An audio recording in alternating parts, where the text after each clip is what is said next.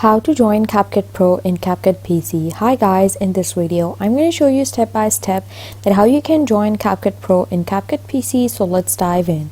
So first you have to open up your Capcut app, and once you do so, it's going to bring you to this page.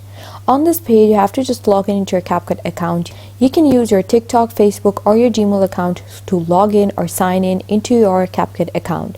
Once you do so, you have to click this Join Pro over here, and then you can enjoy all the features and materials that are available in the Pro version.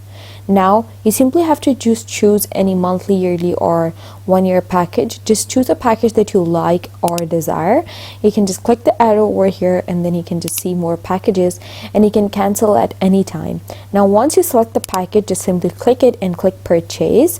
And once you do so, it's going to bring you to this subscription services page over here, and now you have to enter your details.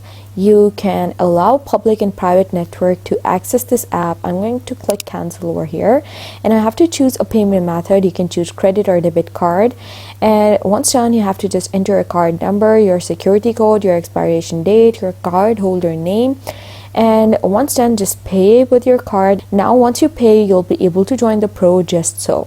And that's how you join Pro on Capcut PC. Thanks for watching.